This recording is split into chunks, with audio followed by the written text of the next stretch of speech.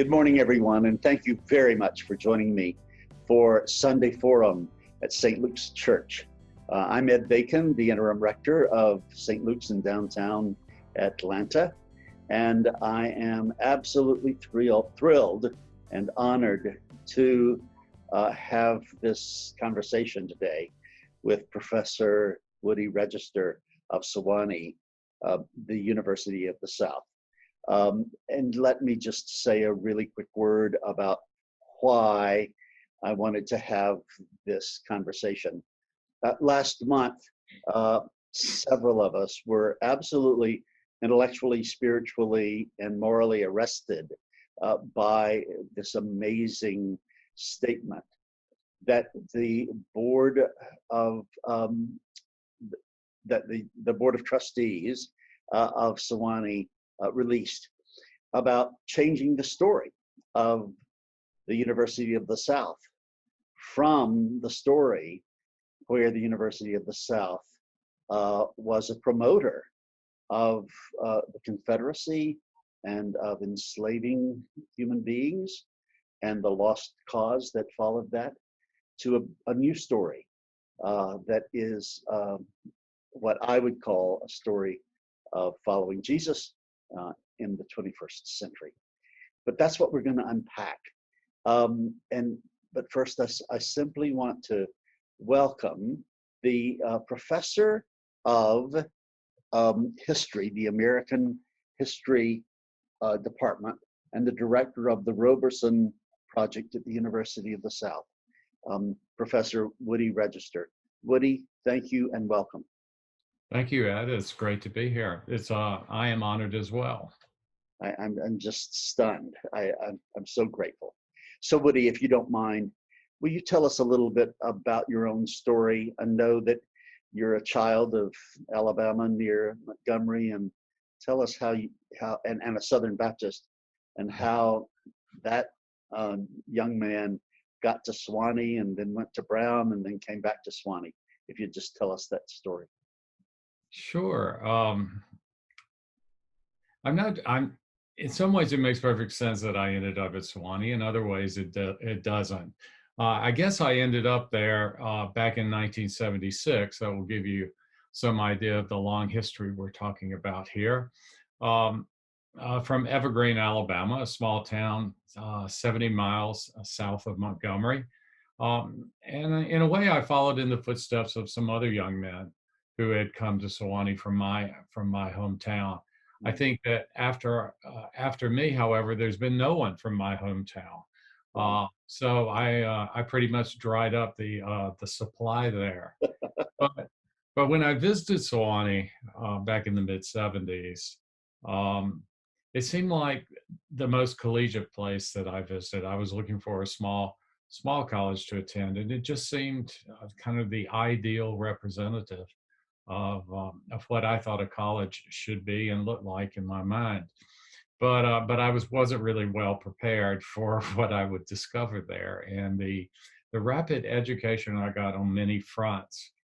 But probably the most surprising thing about it was that I fell in love with history and fell in love with studying history, which to that point in my life had been um, uh, given to me by a variety of coaches and other such folks, as is often the case at the high school level, and had done nothing to inspire me.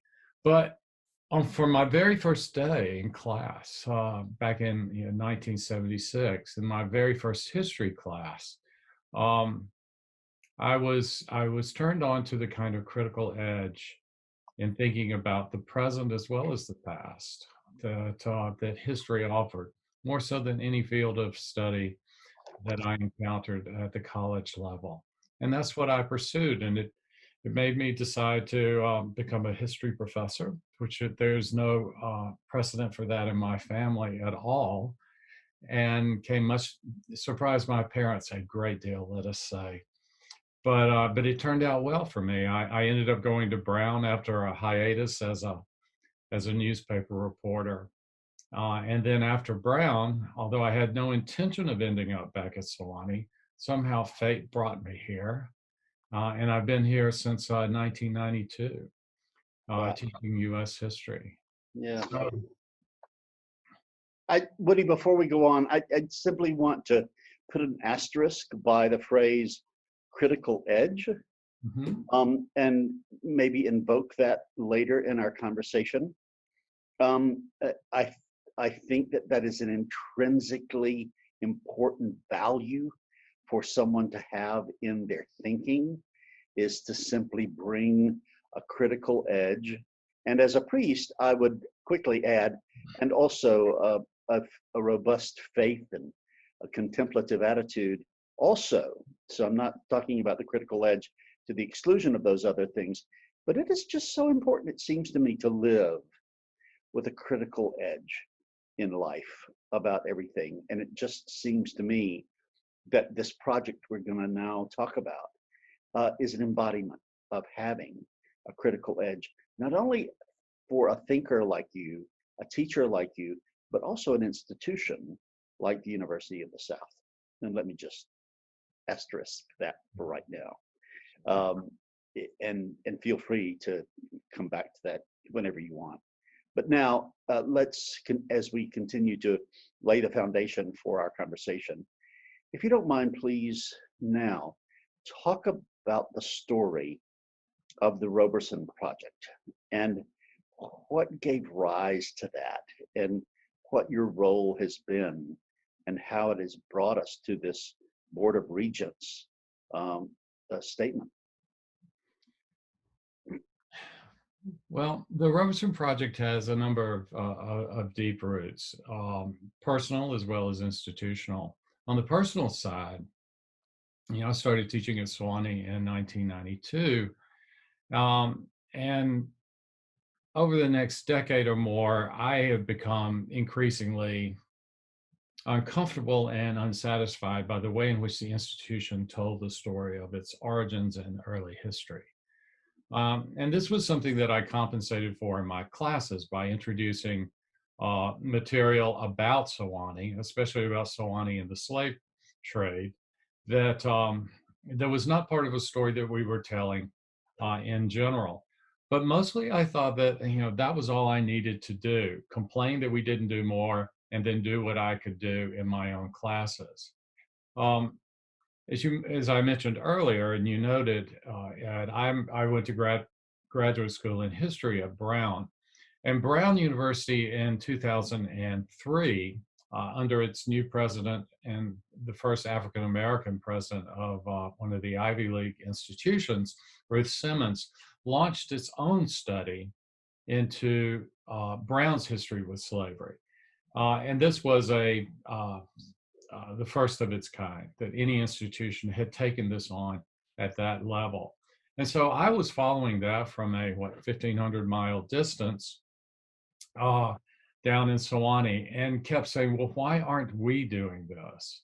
I would say to my colleagues, or I'd say to my students in my class, shouldn't we be doing this? But I never said, shouldn't I be doing something like this? Wow. Um, as I thought it was somebody else's job. Yeah. And, so by the middle part of that decade, in 2015 and 16, I had reached a point where I'd been doing a lot of research about the university itself, and the sense of something more needing to be done had just grown to the point where, with the encouragement of the provost in 2015 and 16, I put together a proposal. And so there were a number of incidents around this time, outside of Sewanee and inside Sewanee, that motivated me. But I had the institutional backing, I had the administrative backing if I wished to take this on. And they said, the provost in particular, John Swallow, said, you are the person to do this. Why do you keep saying you're not? So that's what I did. And from that point, we planned and we joined this consortium of other institutions called Universities Studying Slavery. And then we brought in a young scholar from William and Mary, whom I had met through the University Studying Slavery. She directs their program there. We brought her to Sewanee for a year to help us out. And it's grown from that. And in ways that we hadn't foreseen or hadn't planned, but have all been good ways. So we effectively launched really just a month before the terrible incidents in Charlottesville, Virginia. But then that incident in and of itself, or the violence there, sort of put us on our first dose of steroids, and increase the energy, increase the sense of urgency to what we were doing. And then, as we all well know, things keep happening in the United States that give us additional pressure, additional sense of kind of ethical urgency about the work we're doing. So that's a shorthand version. Let me say two other things. One is that I'm not the only one. I'm the director, but I have a terrific team, including great colleagues in the college and the School of Theology here. Second, a year or more ago, we initially started as the Slavery Project at Sewanee, but we changed our name officially a year ago. And as a memorial to our friend and colleague, Houston Roberson, who came to Sewanee in 1997 as the first full-time African-American member of the college faculty. That's 1997. And Houston was a scholar of African-American history. So again, a new first time we had hired someone on a full-time basis whose expertise was in that. So Houston's hiring was a kind of watershed moment. And he was the first African-American to be tenured in the university. But beyond that, Houston was a beautiful soul. He was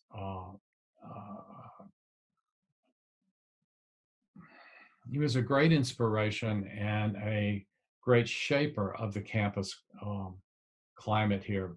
Made Sewanee, he was indispensable to several generations of Sewanee students, especially students of color. And Houston died in 2016 to a great loss. So we memorialized his record by taking that name on. So let's go back just a minute I want to make a note about the name of this visiting scholar that you brought in for a year. Mm-hmm. Tell us a little bit about what she had been doing. Yeah. Jody Allen is her name, and at the time, she was the director of the Lemon Project at William and Mary. William and Mary. Mm-hmm. And she's African American and a scholar of African American history. And she had taken on the directorship of that project, which was one of the earliest, the first to be launched, and has been one of the most influential. And she also is an incredibly terrific person.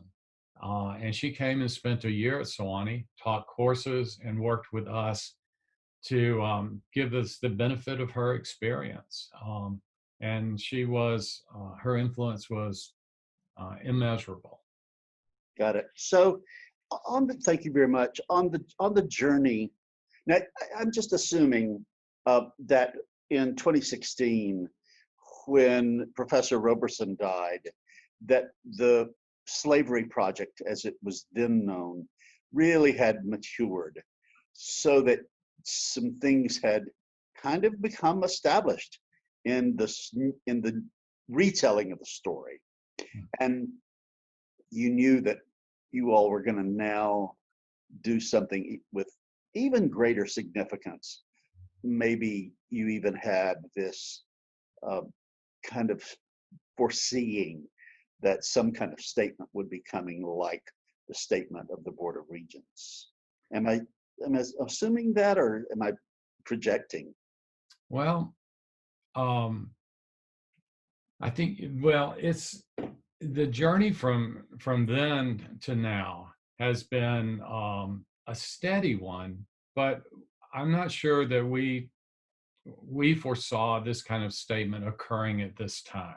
I see. Um, and I think one of the reasons that it has occurred when it did is because of the um, is we have some new leadership here. Yes.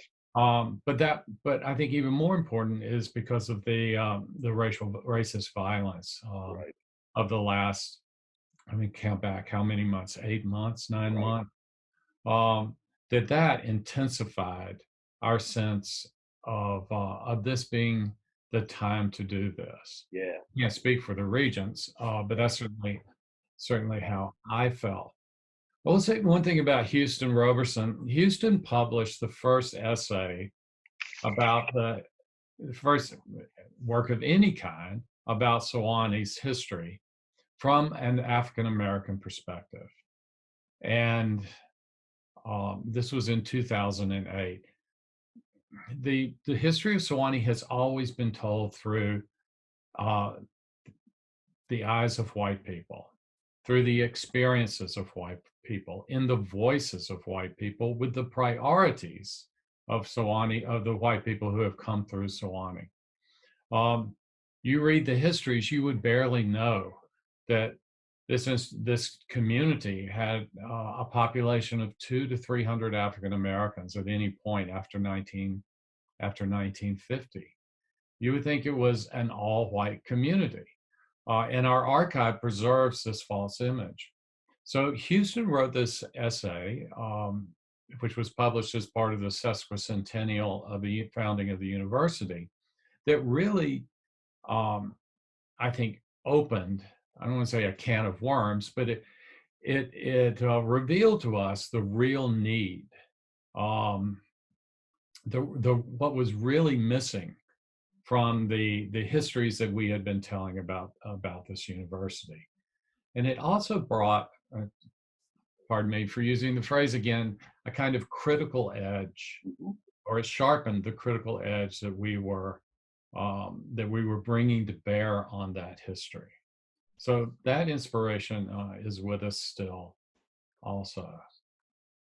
So I have, a million more questions about the process because Mhm. I think that's fascinating, almost as fascinating as the content. But let's uh, kind of bracket the process and come back to it in a few minutes because I'm sure there was so much soul searching and so many epiphanies and so many moments of the handwriting being on the wall that really it would really be good if we can fit in. But let's jump to the content. What is the story about the genesis of the University of the South that Mhm. has stayed with the University of the South, which Roberson was pointing out that the project you lead has retold and where we're going now. You don't have to answer all of those questions right now, but just tell us what is the new story that we really need to understand about the genesis of Sewanee. Well, I think in order to get the import of the way in which we're trying to tell the story, you kind of have to know the old version of the story, and Sounds this is good. principally told by people in Sewanee themselves who have been kind of masters of the university's history until the last 15 years or so. And this was a history that, excuse me, that emphasized that the university was founded in 1858. That's when the charter was issued by bishops of the Episcopal Church, principally to train a native ministry, that is, Southern men trained for the ministry of the Episcopal Church in a region where the needs for more priests was acute. That was designed to be a literary center, a center for the production of literature, um, and that aspired to be one of the great universities, not just of the United States, but of the world. then people would say, well, of course, these men who founded the university were slaveholders. They were part of their world, of that world. That was, that was the world into which they were born, and that was the world of which they were a part. Of course, and that's no news. Um, and so the effort has usually been to cordon off slavery as as having any formative or significant role in the founding of the university, and to focus instead on the vision of a school of theological preparation, or center of theological preparation, and of producing literature, and of being a great university. And then, but it's also told as in a kind of romantic tragic form, where the Civil War intervened, and if it hadn't, this would have been one of the world's premier institutions. Now, everything they've said is has an element of truth to it, an element of accuracy. But the problem is the cordoning off of slavery, to say that, yes, they were slaveholders, but that's incidental to the founding of the university. And this has a weird sort of, echo or parallel to the lost cause myth that says, yes, there was slavery, but it was incidental or circumstantial to a minor circumstance in the causes of the Civil War. So what we have done, what we argue, is that you can't cordon off slavery. In fact, you cannot even understand the founding of the university without understanding the significance of slavery and the campaign to strengthen and preserve and perpetuate slavery. There was this at the center of the reason for founding the university. The university was founded as an instrument to preserve a civilization of bondage. Now, for people who don't like to hear this, say, "Oh, you're being reductionist. You're saying they were just crass materialists. This was just about economics." Well, certainly it was about economics, but this defense of slavery that was mounted and supported by the pro-slavery Christianity of these Episcopal bishops and their lay allies, it did not. Slavery was not something they were ashamed of. In fact, just the opposite. All of them believed sincerely and fervently that slavery and enslaved people had been placed in the hands of white people, not just to uplift a savage people out of barbarism into the true light of Christianity, but also to accelerate the journey towards really towards the second coming of Christ. Is that the millennium would be hastened. The arrival of the millennium would be hastened by slavery, because, and this was Stephen Elliott of Georgia, by the way, the Bishop of Georgia, who articulated this most clearly, that this was that slavery was an instrument to prepare African people to return to Africa and then Christianize that continent, globalizing the reach of Christianity and hastening the day of the second coming. So slavery for them was not just a system of labor, although it was a system of labor. They regarded critics of slavery as faithless, as infidels, as the enemies of God's message. And they regarded themselves as a conservative and true practitioner of Christianity, as opposed to those people within northern churches or in churches in England who were saying, contending that slavery was basically was sinful at its core. So this you can't separate the idea of being a center for priestly instruction from slavery. I mean, one reason the South needed Episcopal priests was to evangelize the enslaved, which was was of utmost importance to Bishop Polk of Louisiana, Bishop Elliott of Georgia, and Bishop Odie of Tennessee, not to mention Bishop Green of Mississippi. These are all the titanic figures who founded the Episcopal Church in the southern states. And for them, the missionary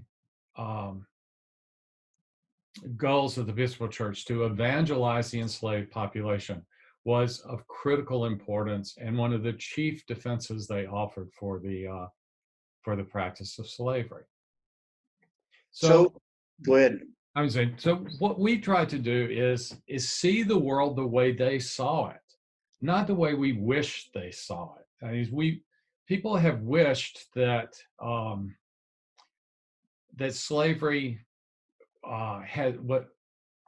wasn't instrumental, wasn't foundational, and because they think that somehow tarnishes the founding of the university. And if you can separate that from it, then you have a lot of good left. But what we say is you have to see that world the way they saw it. They were not ashamed of slavery. In fact, they were, I can't say proud, but it was part of their mission as Christians, as churchmen. So let's dig into that just a second. I mean, the research, and by the way, I want to make sure that all of our viewers know that your website is so packed with good, reliable, and accessible history about this, what I keep calling the founding genesis and the founding values. And one of the questions I want to pose to you right now is that rather than being ashamed of having enslaved persons, each of these three bishops owned human beings. Is that correct? Yes. Yeah. And one, maybe more than 100 enslaved persons were. Leonidas Polk held at any time as many as 400 people in bondage. And over the course of his life, probably many more than that. Right. And so back to their attitude about slavery, rather than hiding it or being ashamed of it. Now, I'm going to state it in my bumbling way, and then you come back and correct, but that was a symbol, a structure, a system, which held up the superiority of white men in the South to bring something very important to civilization, because they had the gift of slavery, and they were embodying that people who were enslaved had an aptitude for being enslaved persons and not for being these leaders that white men really did have the aptitude to offer civilization and the world. Now, have I overstated that, or is that kind of what they said in their founding statements? No, you haven't overstated it. They believe that the racial order of the slave civilization of the South corresponded to natural aptitudes, that people of African descent were essentially children in the world, incapable of adult responsibilities, incapable of what we would expect the leadership class of white men to have. They needed white people to steward them through the world. They needed white people to take care of them. This is the basis of a kind of pro-slavery or paternalistic pro-slavery argument. They also believe, on the other hand, that God had placed Africans in the hands of white people to free white people to achieve great things. So, as they put it, quite bluntly, there is a laboring class and then there is a thinking and leadership class. The laboring class exists to liberate the thinking class um, to propel civilization forward. That is why they are here. I mean, Eliot himself said, cotton was a gift from God. Cotton enabled us, gave us a reason to expand the enslaved population, which enables us to bring them into true religion, and at the same time frees us up to um, to propel the course of civilization forward. So they see a grand order. They see a divine order in all of this. And it says, if you will just open your eyes, you will see this too. That just makes me want to stop and breathe for a minute. It is so alarming and stunning. And this was literally the way all of these folks thought.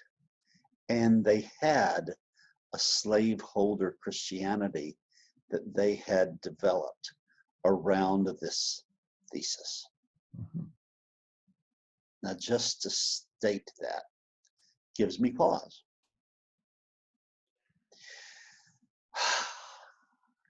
So, now that we've stated the content of the story, in the service of where we are in the United States right now, in going through the process that I think Sewanee has gone through, the University of South has gone through, and continues to go through. My assumption is that there have been a lot of soul-searching struggles to get to these statements that you've published, and that people are still struggling with that to some degree about what all that means and how all that's been manifest, et cetera, et cetera, et cetera. But let us return just a minute to the journey. Can you talk a little bit about what epiphanies or experiences of the handwriting on the wall being aware, being conscious, prior to the massacre in Charleston of recent years, and then since then? Because I think that you're the historian. It does seem to me that that has been a turning point for the waking up of white persons and coming to terms, and then a moment of reckoning, just as the kind of the threefold murder of Ahmaud Arbery, George Floyd, and Breonna Taylor have since the pandemic has started. But let's go back to Charleston. Kind of tell us about what epiphanies had already occurred that had signaled that there was a point of no return, and then what that did for awareness.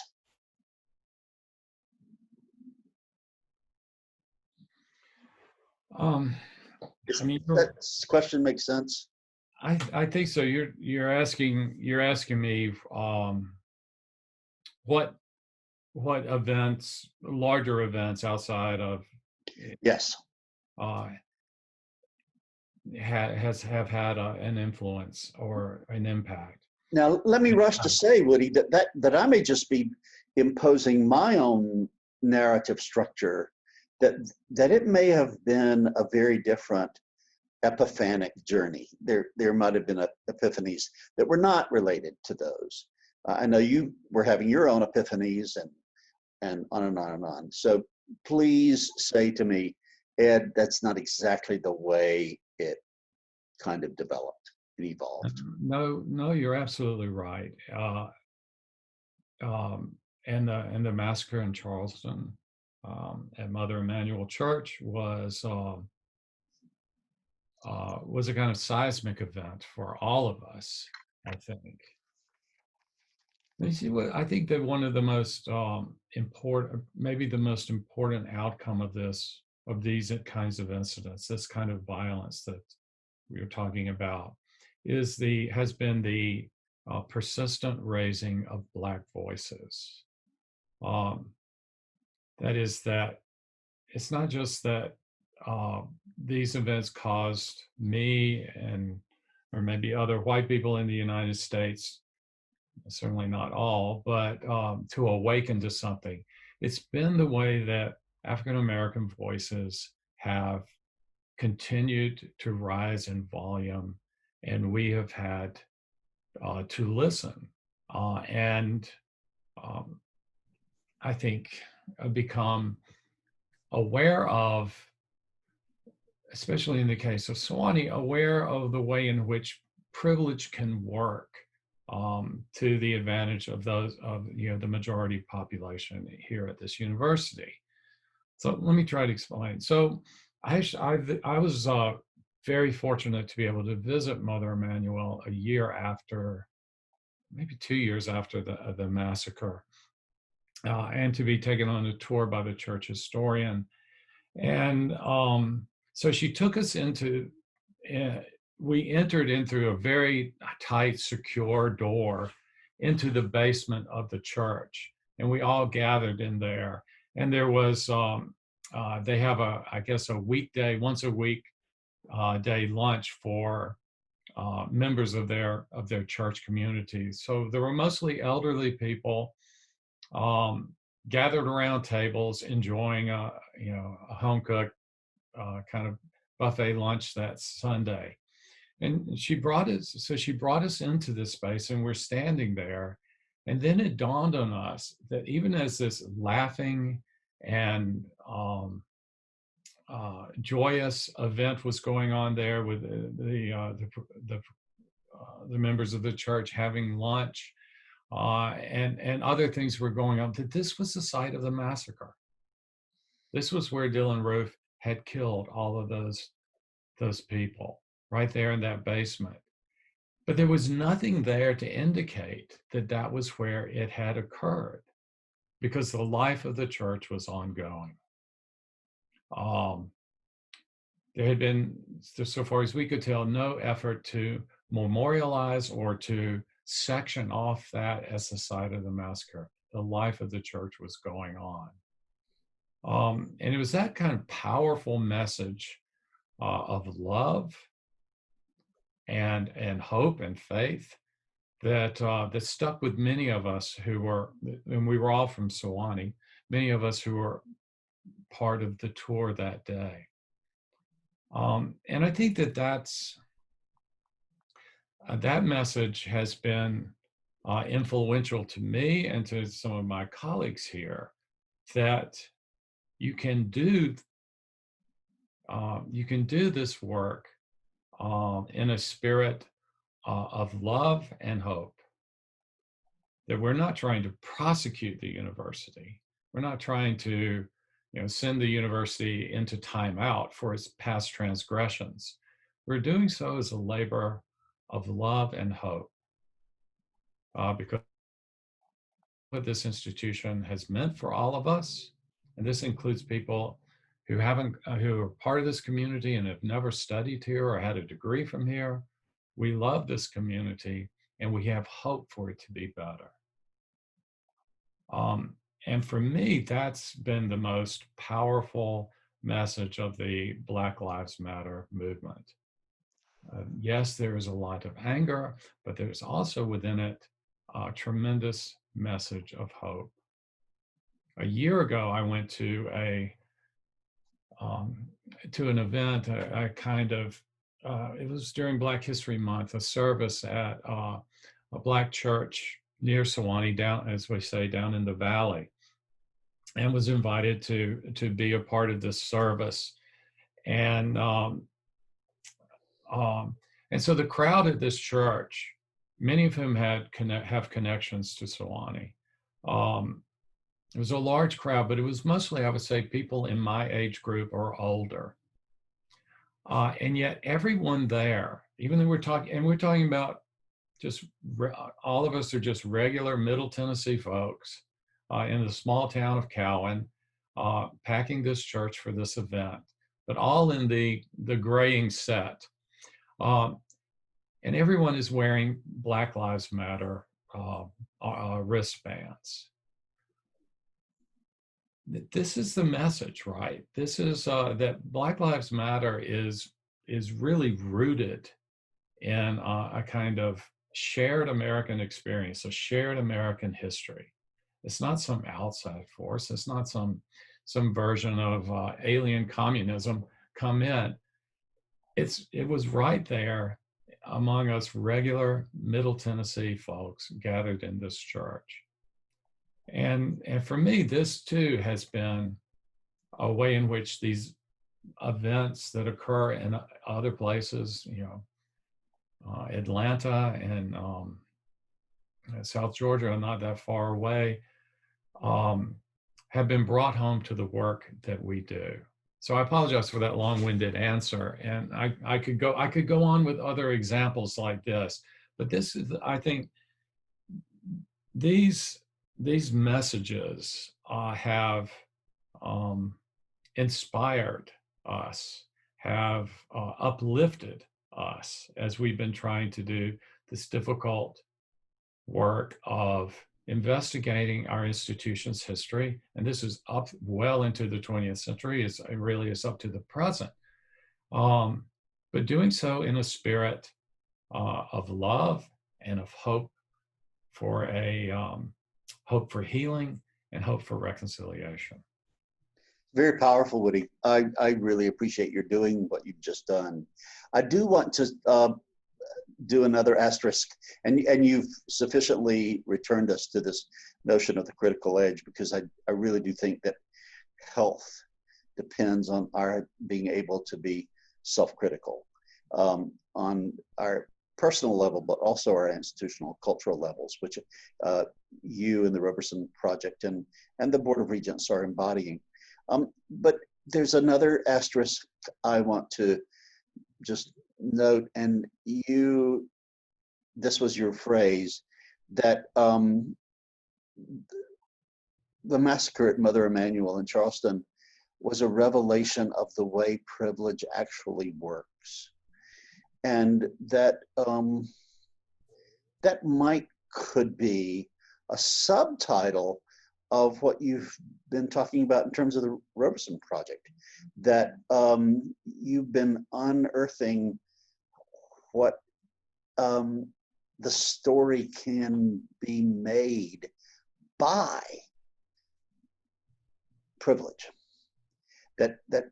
Or Isabel Wilkerson in her new book, Caste, talks about, and a lot of people who've written about systemic racism talk about those being powers, energies that are around looking for people and groups to make them tangible, to make them embodied. It's like systemic racism is kind of lurking around, waiting for you to grab you and for you to embody it. Does that make sense? Is that too? No, let me follow up by, it does make sense. Let me explain a little bit about what I was trying to say in relation to what you've just said. People like me can experience Sewanee, can walk around the beautiful campus, and I'm sure that many of the people who are listening into this probably know something about Sewanee and the picturesque and beautiful wooded and mountaintop site of the university and the Gothic buildings and all of that. The Holy Mountain, I hear. If you insist. So if you wander around Sewanee, you can do so in a way that's someone like myself can do so in a way that has that feeling that I had, however many years ago, 1975 was, that this is the college ideal, and what better place to be. But if you look more closely and you look more critically, if you know more and expect to know more about the buildings here, about the memorials here, about the names here, um, which, you don't have to know that. But if you are African American and you come here, there are ways in which this campus signals to you how you stand in relation to this place. My African American colleagues and students encounter a kind of residual hostility here. It's below the surface in a way for me, but it's not below the surface for them. This is, and the university, I would argue, has a responsibility to acknowledge and account for that. And there are many ways to do that, but we have to understand that what strikes, that we have the privilege of not even asking who Leonidas Polk was. We have the privilege of not even worrying about who Charles Quintard was or who Stephen Eliot was and his kind of the kind of racial utopias that he sought to experiment in. We don't have to ask that, but I think Black people in the United States know that to be ignorant of those meanings is to tread in dangerous territory or in threatening territory. You have to know your environment. So I think it has, when I mean it has awakened me a bit to white privilege is realizing the privilege of not having to know. And this is what we want our students here, that we want this to be part of the learning and teaching environment of our campus, that we want all of our students to know this history. Again, not so that to prosecute and condemn the university, but to have the knowledge that it takes to imagine and then to work toward a better present and future. One where that hostility is overturned. So powerful, Woody. To overturn the hostility is such a call to us as our vocation and mission. Just want to make a note of that. So we're running out of time, but I think we can't do our job here if we don't say something about the word repair. Overturning hostility is part of it. Your report, we haven't even scratched the surface of it. You talk about buildings and monuments and all of that still have to be addressed at the University of the South. And unfortunately, we didn't get to talk about this national consortium of institutions of higher learning that you were working with. And that's such a powerhouse in our country right now to overturn the hostilities and do the repair. And, other questions about the National Episcopal Church, because Sewanee is such a brand of the National Episcopal Church, which is the institution in which I live and move and breathe. And then there's this whole business about repair. So with running the risk of asking you to respond too quickly, do any of those words and values bring up thoughts for you to share right now? Sure, absolutely they do. Let me just say, and here I've been influenced by a lot of people as well as by my own experience, but especially influenced by my friend Richard Cellini. I don't know if you know Richard's name. Richard is the founder of the Georgetown Memory Project, which has recovered the names of so many of the descendants of the original enslaved people that Georgetown sold in the 1830s to forestall bankruptcy. And they've connected with thousands of descendants of these people and brought them into forced Georgetown to incorporate into their thinking about what Georgetown must do.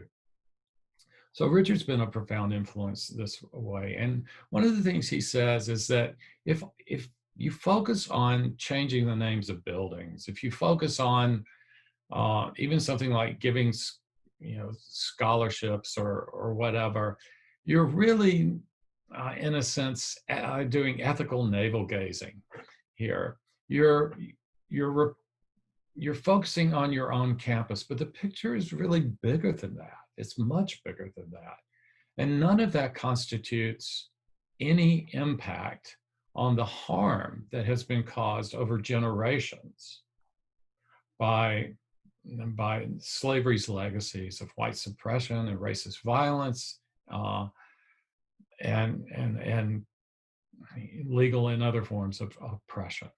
None of that, all of that in its manifestations today, as well as its manifestations over the last several generations, none of that is really touched by changing the name of a building. So he has challenged us, and I think we in the Roberson Project group take this very seriously, as do people across our campus, that we have to do more, or as Richard puts it, you have to make a decision. You shouldn't approach this as an obligation. We must do something. He says, rather, the obligation is to answer the question, will you do something or will you not do something? And by doing something, he means something that matters. You must make that choice, and that must be deliberative. It must be through a process of discernment, so that you then make a choice. And you do it not because you have to. And I think this should appeal to you, Father Bacon, is you do it because you want to, because you believe it's the right thing to do. Now, that may be to do nothing, or it may be to do something. I think that we need to do something to repair. The verb to repair needs to be part of our vocabulary. We need to choose to make it part of our vocabulary and part of our mission. And I think that the Regent's statement is a step in that direction. I think the Vice Chancellor's outline of 7 initiatives is a step in that direction. We're at the starting point of this journey, but we are doing things. We are influenced by the Georgetown Memory Project and the wonderful people who work for that. We already are seeking to identify the descendants of the persons enslaved by our founders. We already are seeking to work with the residents of Sewanee's Black neighborhoods and their descendants to recover and preserve their history for their good, not for ours. All of these and other things that we are doing or hope to do are in the genre of repair. If Sewanee does this on its own, it will amount to nothing. But if Sewanee is joined by others, by other institutions like us, then we can really make a difference. But it can't be, we can't be the only car on the highway. We have to be joined by others. We have to have a posse. We have to have I don't know what metaphor I want to pull out here, but we can't do this alone. And we can't do it for our own glory either. All of that would be, in my mind, a failure on our part, a failure of reaching too low as opposed to reaching too high. Work on campus, but that can't be it alone. Well, you're right. You have spoken to me. You've got me. And I'm very deeply moved by your saying that it has to make a difference, doing and choosing something that matters. And it needs to be something you want to do, not that you ought to do, because I'm a strong believer in energy and ought energy. And we need ought energy sometimes. We ought to do certain things. But ought energy in the end is inferior to want to do something energy for the values that you earlier articulated for hope and love. That's what's at stake. Do we love one another as ourselves? Do we see that the other person is ourself? And that, as Dr. King said, that's the way the universe is actually constructed, is that you really can't be all that you need to be and you were made to be unless I am, and vice versa. So that reciprocation in what Thich Nhat Hanh, bless his heart, who's dying as we speak, named interbeing, that we are interbeing with one another. So, gosh, this has been powerful.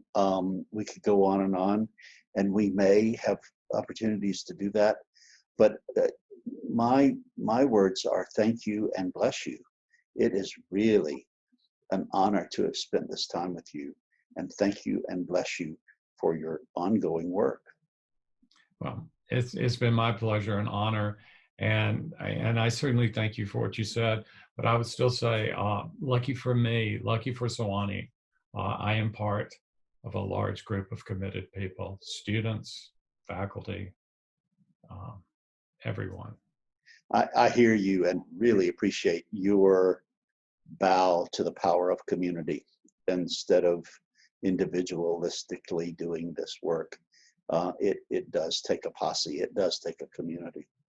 So thank you, Professor. We'll be in touch. I look forward to it. Call me. I shall. And thank everyone for being with us today. On our website, we will have links to the Roberson Project at Sewanee, and I deeply and enthusiastically commend a visit to that website. You will learn things that you didn't expect to learn. Goodbye. See you next Sunday.